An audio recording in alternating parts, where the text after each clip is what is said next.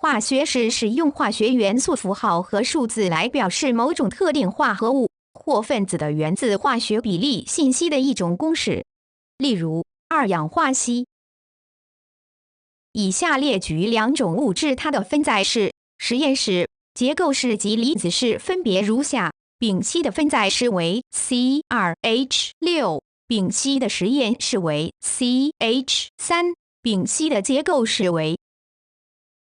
氯化钠的离子式为钠的正离子和氯的负离子。从金属氧化后所得的实验数据找出实验室化合物的实验式可根据其质量组成计算得出。例子：将铜在空气中加热，要确定氧化铜的实验式，必须找出该化合物中铜与氧的质量比。从以下的实验结果推算出化合物的实验式，根据所提供的数据，干锅的质量为 14.713 克。干锅加上铜粉的总质量为 19.354 克，铜的质量为 4.641 克。干锅加上氧化铜的总质量为 20.532 克。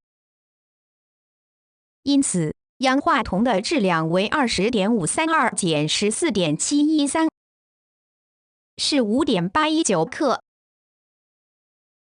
氧的质量为 5.819 减 4.641， 是 1.178 克。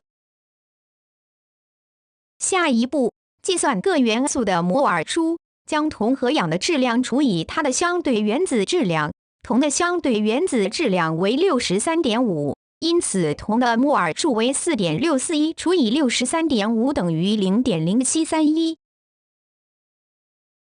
而氧的相对原子质量为 16， 氧的摩尔数为 1.178 除以16，等于 0.0736。